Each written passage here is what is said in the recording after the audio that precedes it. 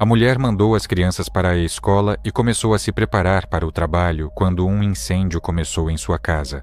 Apesar de os bombeiros terem controlado rapidamente o fogo, eles imediatamente notaram vários detalhes suspeitos. E mais tarde, surgiram ainda mais estranhezas nesse caso.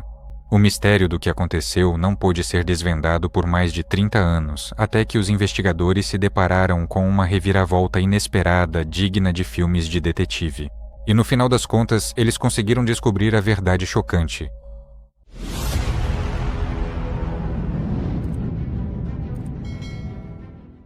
Amigos, depois de assistir, recomendo que deem uma olhada no meu canal do Telegram, onde publico diariamente para vocês notícias criminais interessantes de todo o mundo, sem censura. O link está na descrição. Joy Hips nasceu em 23 de setembro de 1955, na pequena cidade americana de Chiefland, no estado da Flórida. Ela cresceu em uma família muito grande e era a caçula de 9 filhos. Joy gostava de passar tempo na natureza, fazer trilhas e pescar. Além disso, ela praticava esportes ativamente. Durante os anos escolares, a menina se interessava por corrida e participava de várias competições. Joy também gostava de futebol e tentava não perder nenhum jogo dos seus times favoritos. Quando Joy estava no ensino médio, ela conheceu um rapaz chamado Charlie, e logo após a formatura, eles se casaram. Após o casamento, o casal decidiu se mudar para a Pensilvânia, estabelecendo-se em uma pequena cidade chamada Croydon. A mulher queria trabalhar na área da saúde, mas sem a formação adequada, conseguia apenas cargos auxiliares. Por algum tempo, Joy trabalhou como assistente de veterinário. Depois decidiu fazer um curso em uma faculdade local e obter um diploma na área da saúde. Graças a isso, ela conseguiu um emprego como fisioterapeuta em uma pequena clínica perto de sua casa. Em 1975, quando Joy tinha 20 anos, ela e Charlie tiveram uma filha e 3 anos depois, um filho. A família se estabeleceu em um bairro bom e tranquilo, e desde então levavam uma vida calma e feliz. Para seus amigos e parentes, tudo parecia como se Joy e Charlie tivessem construído a família perfeita, refletindo plenamente o sonho americano. Assim foi até o dia 19 de abril de 1991. Nesse dia, Joy, de 35 anos, deveria trabalhar no turno da noite. Ela levou as crianças para a escola, despediu-se do marido, que saiu para o trabalho, e começou a se preparar para o seu turno. A mulher também foi ao mercado fazer compras, depois de passar no banco para descontar um cheque. Por volta da 1 da tarde, seu filho, que na época tinha 12 anos, voltou da escola e viu que o carro da mãe estava estacionado em frente à casa. Naquele dia, ele havia tirado boas notas, então o menino correu imediatamente para casa para contar à mãe. No entanto, sua alegria rapidamente se transformou em preocupação. Ao se aproximar da janela, ele viu uma fumaça bastante densa dentro da casa. A princípio, o menino pensou que sua mãe havia esquecido algo no fogão, mas assim que abriu a porta, viu que havia fogo dentro da casa. O menino entrou em pânico e tentou entrar para procurar sua mãe, mas isso se mostrou impossível por causa da fumaça e do fogo. Enquanto isso, os vizinhos perceberam o que estava acontecendo e chamaram os bombeiros. Eles conseguiram controlar o fogo relativamente rápido, mas no último cômodo, o quarto do menino, os bombeiros encontraram um corpo humano. Os médicos e policiais que chegaram ao local imediatamente presumiram que a vítima era Joy, mas identificá-la com 100% de certeza era bastante difícil devido ao alto grau de queimaduras. Por isso, o corpo foi encaminhado para os peritos médicos. Enquanto isso, a notícia do incêndio se espalhou instantaneamente pela cidade. A filha de Joy, que estava na escola naquele momento, soube do ocorrido e foi para casa, onde encontrou seu irmão chorando. Logo depois, o marido da falecida chegou ao local e desmaiou assim que os policiais lhe informaram sobre o corpo encontrado. Naquele momento, os bombeiros ainda estavam investigando as causas do ocorrido. No entanto, o filho de Joy quase imediatamente começou a se culpar pelo que aconteceu. A questão é que ele tinha um computador em casa e todos os cabos estavam conectados de forma bastante desleixada em uma única tomada ao lado do aquário. Considerando que o corpo da mulher foi encontrado no quarto dele, ele imediatamente pensou que o incêndio havia acontecido por causa de sua negligência e que a mãe tentara apagar o fogo. No entanto, ainda durante o combate ao fogo, os bombeiros notaram alguns detalhes estranhos. Tudo parecia indicar que os focos de incêndio estavam em diferentes partes da casa, o que é praticamente impossível em um incêndio acidental. Durante uma inspeção mais detalhada da casa, essa versão foi confirmada. Os especialistas descobriram imediatamente 4 focos de onde o incêndio começou. Embora não tenham conseguido determinar a causa exata do incêndio, uma coisa era certa: a casa pegou fogo como resultado de um incêndio criminoso deliberado. Além disso, todas as 4 bocas do fogão a gás na cozinha estavam abertas e havia vestígios de algum tipo de lixo sobre elas. Isso indicava que o incendiário usou materiais inflamáveis para que o fogo se espalhasse do fogão para outros lugares. Logo, a hipótese de incêndio criminoso foi confirmada pelo laudo dos peritos médicos. Em primeiro lugar, eles finalmente identificaram a vítima, certificando-se de que era realmente Joy. Em segundo lugar, eles não encontraram vestígios de fumaça nos pulmões, o que significa que ela já estava morta no momento em que o incêndio começou. Além disso, o corpo da mulher apresentava múltiplas escoriações e ferimentos, incluindo facadas. Como resultado, o caso foi reclassificado como homicídio e os investigadores começaram a procurar por quaisquer pistas. No entanto, essa tarefa se mostrou bastante difícil. O problema era que o fogo havia danificado gravemente a casa e não foi possível encontrar nenhuma pista nela. Também não foram encontrados vestígios de DNA de terceiros no corpo da vítima. Por isso, os detetives concentraram-se na busca por possíveis suspeitos.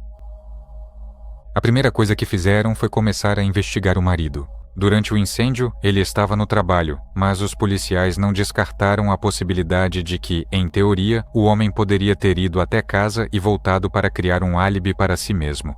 No entanto, eles não conseguiram encontrar nenhuma evidência de que havia problemas sérios no casamento deles. Todos os parentes e conhecidos diziam que o casal realmente era feliz, e o próprio Charlie parecia sinceramente arrasado após a morte da esposa. Apesar disso, os detetives continuaram investigando sua possível participação como suspeito, mas no final das contas, concluíram que ele provavelmente não tinha nada a ver com o ocorrido. Eles também perguntaram a todos os conhecidos de Joy se ela tinha algum conflito ou se alguém poderia querer lhe fazer mal, mas todos repetiam que a mulher nunca brigava com ninguém e era uma pessoa muito bondosa. Além disso, os investigadores consideraram a possibilidade de Joy ter sido uma vítima aleatória. Eles souberam por seu marido que toda sexta-feira a mulher sacava um cheque bancário e naquele dia ela deveria estar com dinheiro em espécie. Ao mesmo tempo, a carteira dela, encontrada em casa no sofá, estava vazia. Quanto à sua bolsa, era óbvio que alguém havia despejado todo o seu conteúdo na cozinha, como se o criminoso estivesse procurando por algo específico. Os policiais não descartaram a possibilidade de que alguém pudesse tê-la seguido do banco até em casa, ou simplesmente invadido a casa com a intenção de roubo. No entanto, essa versão também parecia duvidosa. O fato é que, além de uma quantia relativamente pequena em dinheiro, nada mais desapareceu da casa. Todos os objetos de valor permaneceram em seus lugares, por isso, a teoria de um roubo aleatório parecia bastante fraca. Assim, os investigadores passaram a acreditar mais na versão de que se tratava de um ataque premeditado, e logo eles descobriram alguns fatos interessantes. Os parentes de Joy contaram que, nos últimos meses, ela passou por uma série de acontecimentos bastante desagradáveis. Certa vez, alguém atirou um tijolo na janela da casa deles. Em outro dia, uma pessoa desconhecida danificou a porta deles e também cortou os pneus do carro da mulher, quando este estava estacionado perto da garagem. Na época, Joy e Charlie pensaram que tudo aquilo era obra de alguns vândalos que escolheram a casa deles por acaso. Mas agora, após o assassinato, todos esses incidentes pareciam estar relacionados. Os policiais tentaram descobrir quem poderia estar por trás de todos esses acontecimentos e entrevistaram os vizinhos de Joy. Eles contaram que, no momento desses incidentes, não viram nada suspeito perto da casa da família, mas compartilharam outra observação interessante. Segundo os vizinhos, pouco antes do início do incêndio, eles viram um sedã azul Monte Carlo em frente à casa de Joy. Os vizinhos notaram esse carro porque ele estava estacionado de maneira bastante torta, mas nenhum deles viu o motorista. Os detetives perguntaram aos parentes de Joy se eles conheciam o dono desse carro. E foi aí que encontraram a primeira pista significativa. O filho da mulher lembrou que, às vezes, uma amiga da mãe chamada April vinha visitá-los em um carro parecido. Investigando mais a fundo, os policiais descobriram que April e o marido moravam a apenas algumas casas de distância de Joy, mas pouco antes do ocorrido, eles perderam a casa por causa de dívidas e se mudaram. Segundo relatos de conhecidos de Joy, ela e April se tornaram amigas logo após a mudança, e desde então a mulher costumava visitá-la com frequência junto com seus filhos. Além disso, o relacionamento de April com o marido Robert parecia bastante problemático. De acordo com relatos dos vizinhos, o homem frequentemente se comportava de forma agressiva e agredia a esposa. Foi justamente por esse motivo que April passava muito tempo na casa de Joy, tentando evitar problemas em sua própria casa. O filho de Joy também contou aos detetives que Robert, ao que tudo indicava, tinha algum tipo de conflito com sua mãe. Certa vez, ele ouviu a mulher conversando com Robert ao telefone, e Robert não só gritava com ela, como também a ameaçava abertamente. Os policiais começaram a investigar esse homem e rapidamente descobriram que ele tinha um histórico criminal considerável, principalmente relacionado a substâncias proibidas. Considerando tudo isso, os investigadores começaram a levar a sério a possibilidade de seu envolvimento. Eles consideraram que Robert poderia ter entrado em conflito com Joy porque ela ajudou sua esposa e, no final das contas, essa antipatia o levou a cometer o assassinato. Os policiais entraram em contato com colegas do Departamento de Combate às Drogas, que já haviam lidado com Robert várias vezes para saber mais sobre ele. Os oficiais concordaram em ajudar e se ofereceram para conversar com ele, já que o conheciam bem ao longo dos anos de várias investigações. No entanto, o homem afirmou que não tinha nenhuma relação com esse crime. Segundo ele, passou todo o fim de semana em outra cidade, descansando com a esposa e os filhos. No entanto, considerando que o assassinato ocorreu na sexta-feira à tarde, ele tinha, em teoria, a possibilidade de ir até a casa de Joy e depois sair da cidade para descansar. Outro detalhe curioso foi que durante a conversa, os policiais notaram um arranhão recente em seu braço, mas o homem continuou insistindo em sua inocência. Nos dias seguintes, Robert se recusou completamente a conversar com os investigadores, explicando que isso era uma recomendação de seu advogado. Os detetives também tentaram convencê-lo a se submeter a um interrogatório com o uso do polígrafo, mas Robert continuou se recusando a cooperar com eles. Então os policiais concentraram-se na busca de possíveis evidências que pudessem ligar Robert a esse assassinato. Considerando que ainda não haviam encontrado nenhuma pista na casa, eles voltaram a procurar os vizinhos que tinham visto um carro azul perto da casa de Joy e os levaram até a casa de Robert. Os policiais esperavam que os vizinhos pudessem reconhecer o carro deles. No entanto, eles foram surpreendidos por um acontecimento bastante desagradável. Primeiro, o sedã Monte Carlo de Robert não era azul, mas preto. Em segundo lugar, os vizinhos disseram que aquele não era o carro que eles tinham visto perto da casa da vítima. Além disso, os detetives verificaram o álibi de Robert e confirmaram que a família realmente se hospedou em um hotel em outra cidade naquela sexta-feira. Além do mais, antes de sair de casa, o homem conversou ao telefone com a amiga de sua esposa. E essa conversa aconteceu exatamente no momento em que Joy foi assassinada.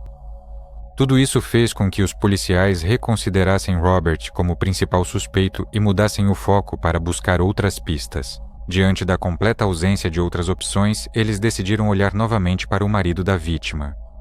E desta vez, os investigadores descobriram algo interessante. Conversando com os colegas de trabalho de Joy, os detetives descobriram que a mulher vinha recebendo ligações com ameaças. Segundo uma das colegas, ela achava que quem ligava era o marido de Joy. No entanto, ela nunca perguntou à própria Joy detalhes sobre o que estava acontecendo. Apesar de tudo isso, Charlie tinha realmente um álibi sólido. Vários colegas confirmaram que naquele dia ele estava no local de trabalho, mas os investigadores não se apressaram em descartar a possibilidade de que ele, de alguma forma, tenha conseguido ir até a casa e cometer o assassinato. Nos meses seguintes, eles continuaram a chamá-lo à delegacia, realizaram vários interrogatórios com detector de mentiras, mas nada no comportamento do marido indicava seu possível envolvimento. Charlie também não tinha antecedentes criminais, nem qualquer outro indício de que pudesse ter demonstrado agressividade em relação à esposa durante todo o casamento. No final, os policiais concluíram que seu envolvimento também parecia improvável, e desde então praticamente não houve nenhum avanço nesse caso. Sem provas substanciais que pudessem apontar para suspeitos específicos, a polícia não conseguiu fazer nenhum progresso, e o caso de Joy foi arquivado por muito tempo. De tempos em tempos tentavam reabrir o caso, mas cada uma dessas tentativas não levava a lugar nenhum. Assim continuou por várias décadas. Nessa época, os filhos de Joy já haviam crescido, e a falta de progresso na investigação do assassinato da mãe não lhes dava paz. O filho da vítima tentava periodicamente entrar em contato com a polícia para que realizassem uma nova investigação completa, mas todas as suas solicitações terminavam em nada. Durante uma das conversas com os detetives, eles lhe disseram que ainda consideravam seu pai culpado, mas não podiam provar isso. Em 2014, 23 anos após o assassinato, o caso finalmente ganhou uma nova chance. Ele foi transferido para o Departamento de Crimes Não Solucionados, e uma nova equipe de detetives começou a analisar todos os dados disponíveis praticamente do zero. Logo, eles começaram a notar algumas estranhezas que permeavam esse caso. Os investigadores descobriram que praticamente toda a comunicação com Robert, um dos principais suspeitos, era feita através dos funcionários do Departamento de Combate às Drogas. Isso não era apenas estranho, mas também abertamente antiético. Tratava-se de uma investigação de assassinato. Por isso, os detetives não entendiam muito bem o alto grau de envolvimento de um departamento completamente alheio ao caso. Então, os policiais foram conversar com um dos detetives que conduziu o caso em 1991. A princípio, ele se recusou a discutir o assassinato de Joy, mas após algumas tentativas, eles conseguiram convencê-lo a responder às suas perguntas. E as revelações do ex-detetive, sem exagero, chocaram os investigadores. Ele afirmou que desde as primeiras semanas da investigação, Robert parecia para eles o candidato mais provável a ser o assassino. Mas havia um problema. Os detetives receberam a ordem de se manterem afastados de Robert e, de fato, não prosseguirem com a investigação sobre seu envolvimento no assassinato, pois ele atuava como informante para o Departamento de Narcóticos. Os policiais já sabiam naquela época que Robert era informante, mas então lhes parecia que esse fato, de forma alguma, deveria entrar em conflito com a investigação do assassinato. Na verdade, descobriu-se que Robert era o principal informante em um caso de grande porte. Por isso, a liderança do departamento de polícia não queria arriscar uma investigação de anos contra o tráfico de drogas.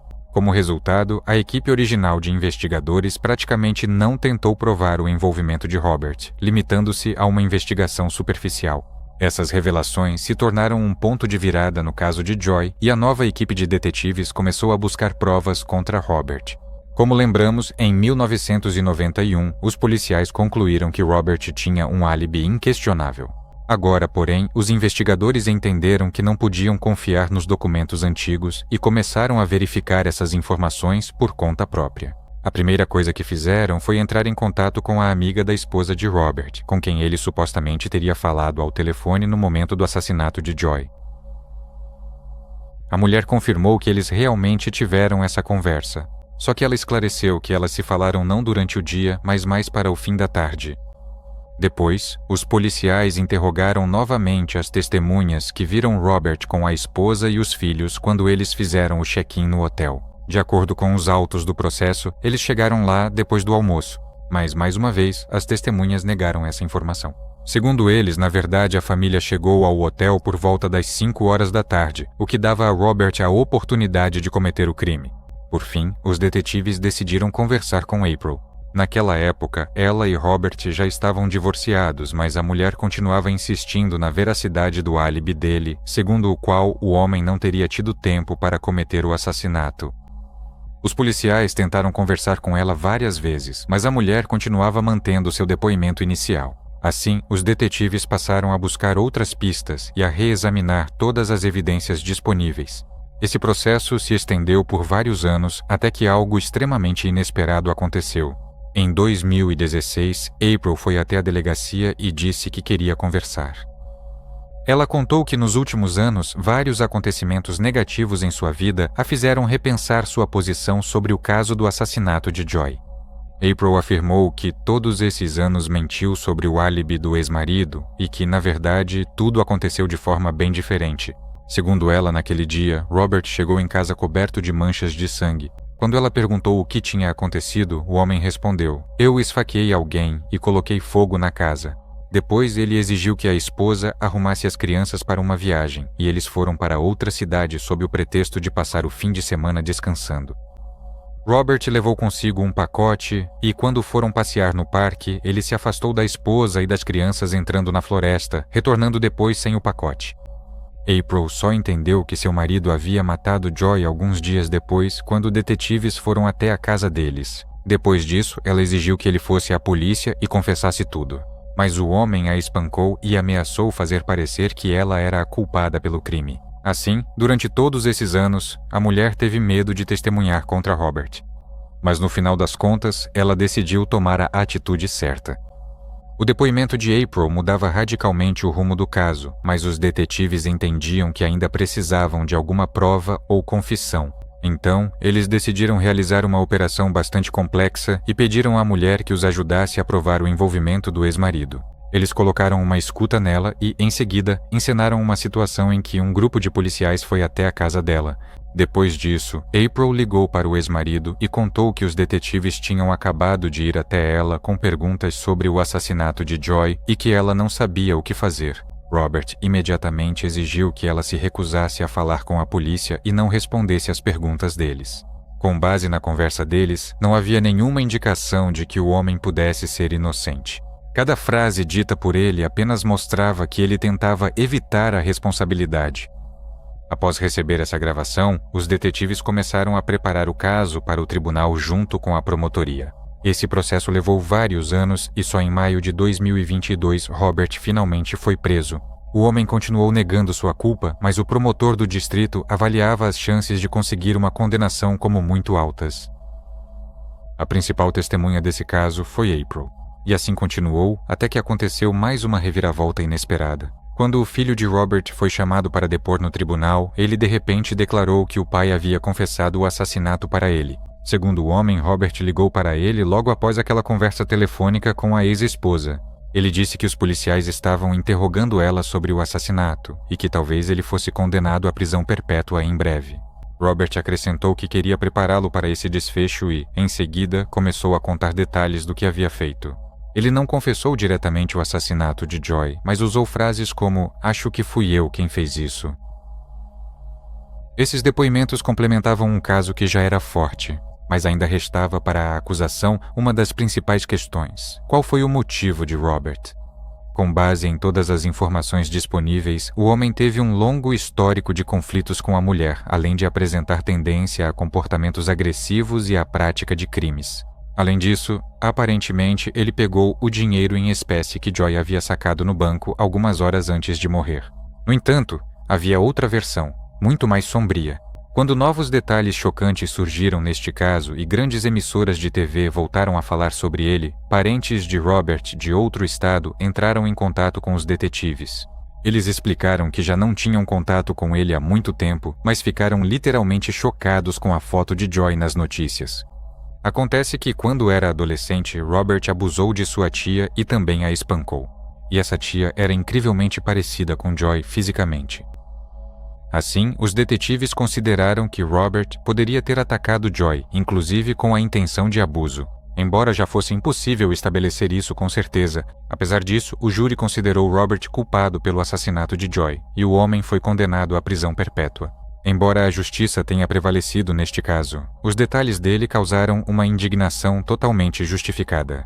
Robert viveu em liberdade por mais de 30 anos desde o momento do assassinato. E uma das principais razões para isso foi que os policiais não queriam prejudicar a investigação do Departamento de Narcóticos. Assim, a vida de Joy acabou sendo considerada menos importante do que um caso de tráfico de substâncias proibidas. Apesar disso, os familiares da mulher agradeceram à nova equipe de detetives pelo trabalho realizado.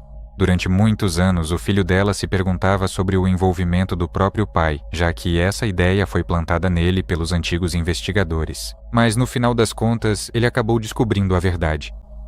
Compartilhe sua opinião sobre essa história nos comentários e não se esqueça de deixar um like neste vídeo se você gostou. Também recomendo que você se inscreva no nosso canal do Telegram, onde publicamos diariamente as notícias criminais mais interessantes do mundo todo, sem censura. Obrigado por assistir.